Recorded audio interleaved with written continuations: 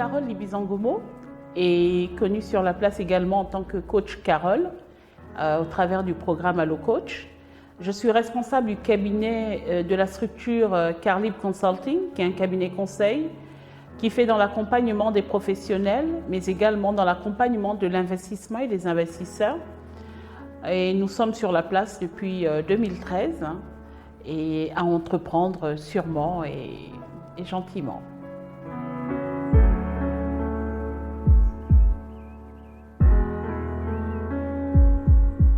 C'est une très bonne question. J'étais une enfant assez fragile.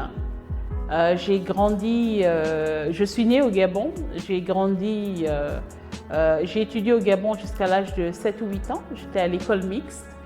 Et à partir de là, donc, je suis montée donc, en Europe, où j'ai grandi dans un petit village dans les montagnes du Massif central, qui s'appelle le Mont d'Or.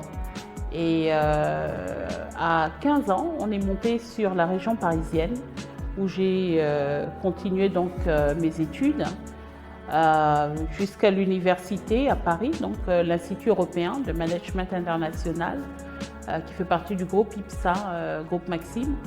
Et là, j'ai fait une école de commerce où je me suis diplômée d'une licence européenne en management international et marketing.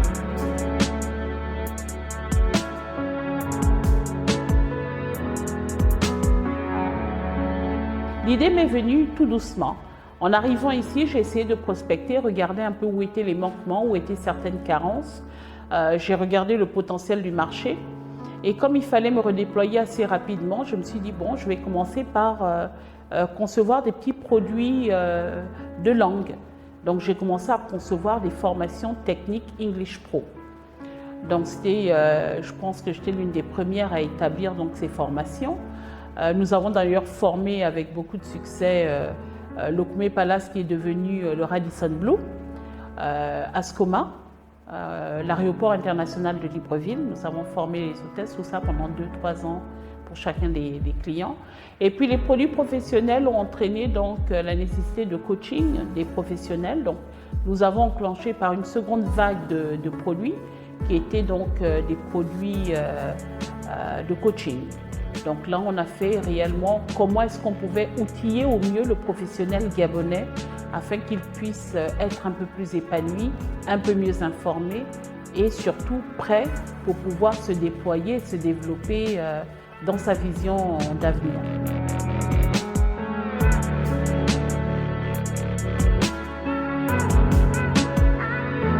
Aux États-Unis, c'était différent parce que toute mon expérience professionnelle était réellement centrée là-bas. Donc, en démarrant, c'était réellement mon terrain de jeu, c'était mon environnement. Donc, je savais comment faire le networking, je savais comment segmenter mon temps pour pouvoir le faire. Donc, j'ai développé une certaine discipline et donc, j'ai appliqué le même mode opératoire sur place. Et là où il y avait des carences, et elles étaient assez nombreuses, j'ai commencé à créer des cellules. J'ai commencé à créer des petites tables rondes, j'ai commencé à faire du networking. J'ai commencé un peu à essayer de sensibiliser un peu l'écosystème pour donner une certaine forme de dynamisme parce que nous avons des écosystèmes et à l'intérieur de ces écosystèmes, il y a des micro-écosystèmes qui ne sont pas tous interactifs au même niveau et donc il a fallu un peu être avant-garde là-dessus. En prenant un exemple tout simple, juste un peu avant Covid, j'ai senti le ralentissement qu'il y avait déjà depuis 2016. Donc j'ai commencé un peu à me poser la question, qu'est-ce qu'il fallait faire? Je pense que j'ai été l'une des premières à décider que déjà il fallait que je trouve un autre local parce que mon local devenait trop cher et que c'était difficile et qu'il va falloir se redéployer. Ensuite, de trouver les clients pour que je puisse avoir des formules sur site pour pouvoir couper donc les coûts et pouvoir avoir cette mobilité, agilité d'entreprendre. Ensuite, il a fallu être créatif et trouver qu'est-ce que l'on peut faire. J'ai commencé à concevoir une newsletter que l'on va commencer à publier. Ensuite, j'ai développé le programme Allo Coach que l'on a pu démarrer en novembre 2019, juste un peu avant Covid, donc c'est tombé à point. Et donc, pendant que c'était un peu difficile pour les autres, moi, je pouvais réellement, au travers d'AlloCoach, toucher des domaines qui paralysaient réellement le professionnel dans son épanouissement, dans son développement, dans son déploiement, dans sa vision de l'avenir. Donc ça, c'était quelque peu difficile. Donc il fallait développer, donc AlloCoach est tombé à point à ce sens-là, et puis développer des formations pointues et puis accentuer sur le coaching. Moi, je suis un peu quelqu'un d'intuitif et de spontané et j'aime un peu vivre les choses. Le temps passé ne se rattrape pas, donc je n'essaye pas de revivre ce qui est passé, mais j'essaye de regarder par rapport à la nouvelle donne qu'il y a, comment est-ce que je peux me transformer, comment est-ce que je peux m'adapter, comment est-ce que je peux innover, qu'est-ce que l'on peut faire pour développer un peu ce qu'il y a en place. Donc si réellement je devais à cet instant penser à votre question, ce serait enfin, véritablement non. Non.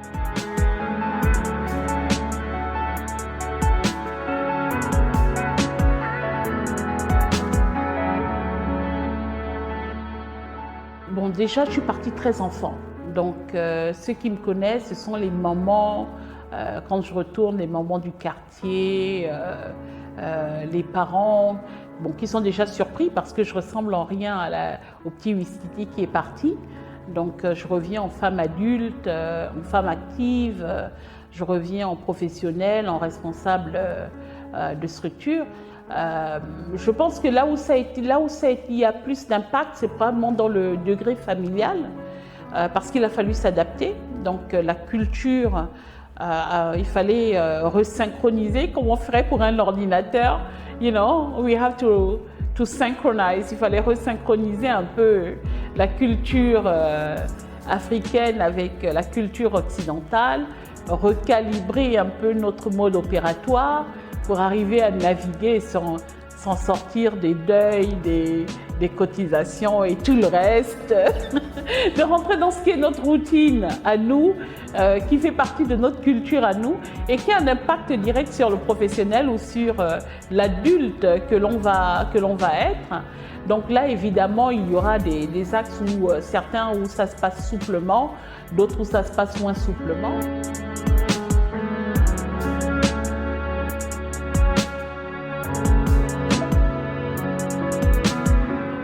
Ah, ça, c'est une excellente question que vous me posez là, j'adore. Je la trouve personnellement, ou bien il y a celle qui est égarée, n'est-ce pas, qui ne sait pas réellement quelles sont les attentes que l'on a envers elle, ce que l'on souhaite pour elle, qui ne comprend pas ses attentes et donc ne sait pas comment se réaliser. Il y a celle qui est formée mais qui aurait besoin d'assistance et de parfaire la formation. Il y a celle qui est égarée, qui nous emmène dans tous les travers que l'on connaît, parce que maintenant, je ne savais pas qu'il y avait des gangs au Gabon, façon de parler, mais on a vraiment une jeunesse délinquante qui est rampante. Mais elle n'est pas aussi paumée parce que c'est une jeunesse intelligente, ce qui la rend encore plus dangereuse. Parce que quand on met l'intelligence au service de la destruction, je vous assure que c'est une arme de destruction massive à son échelle.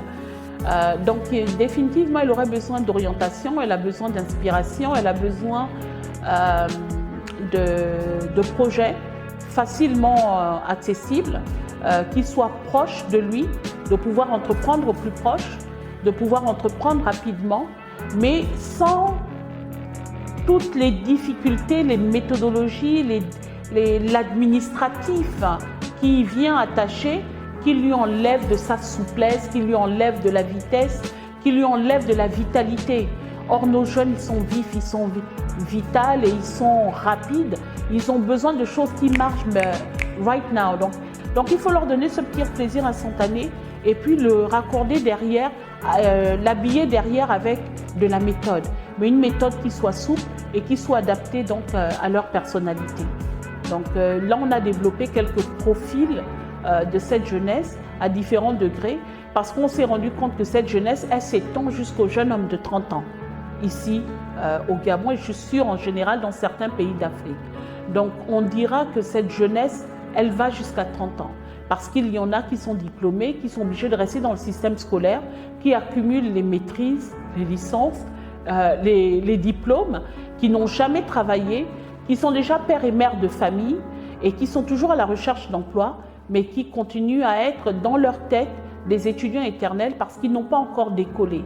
Donc on a cette jeunesse un peu juvénile, donc il faut pouvoir regarder, qui s'arrêtera généralement en 6e ou en 5e, qui peut aller jusqu'en 4e et qui ne retourne pas à l'école. Mais qu'est-ce qu'on fait de celle-là? Donc il faut développer des ateliers, il faut renforcer les capacités, il faut pouvoir les outiller. Ils ne peuvent pas simplement participer au concours que l'on met sur la place, et le Gabon a vraiment beaucoup de concours. Il faut pouvoir recontextualiser les concours qui sont mis en place pour pouvoir les intégrer au profil de cette jeunesse gabonaise, n'est-ce pas? Donc de ceux qui vont de 14 ans à 16 ans, ceux qui sont de 16 ans à 19 ans, ceux qui sont de 19 ans à 25 ans, puis de 25 ans à 31 ans. Donc ça, c'est réellement la jeunesse gabonaise.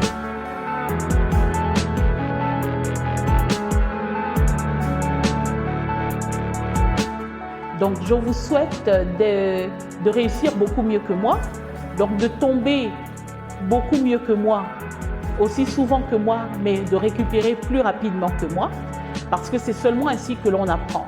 On évalue la réussite au nombre d'échecs que l'on a eu dans son parcours, mais encore plus au nombre de fois où l'on s'est relevé pour pouvoir y parvenir. Donc il faut pouvoir leur souhaiter déjà, pour y réussir, d'avoir échoué et de s'être relevé. Donc je sais que ça a l'air opposite, mais je veux vous le dire, je vous souhaite d'échouer suffisamment de fois, de vous relever beaucoup souvent, just to put it that way, de vous relever bien souvent pour pouvoir apprécier ce qu'elle a réussi. Ça, c'est un. De deux, je souhaite qu'il y ait un système qui puisse mieux accompagner cette jeunesse au travers du développement d'ateliers. Ça peut être des ateliers de tout genre. On a des incubateurs, oui, mais il faudrait des youth incubators. Et dans ces incubateurs jeunesse, avoir des ateliers pour voir qui est créatif avec ses mains, qui est doué pour tout ce qui est photographie, tout ce qui est doué pour ce qui est journalisme, avoir des concours qui peuvent être enregistrés de conjugaison, de spelling bees, comme on a des spelling bees, des concours de sciences où on a des créativités, avoir un musée de la créativité qui puisse alimenter tout ça, où les enfants déjà dès un bas âge puissent y aller, où ils savent qu'ils peuvent faire de l'électricité avec la pomme de terre en pluguant d'un côté et de l'autre, et que quand on les met ensemble avec une petite batterie et qu'on le met, ça fait de la lumière. Recommencer à les dynamiser pour qu'ils aient ce wow factor, vraiment, qu'ils puissent être pris, émoustillés, stimulés. Ce qui leur manque réellement, c'est cette stimulation-là.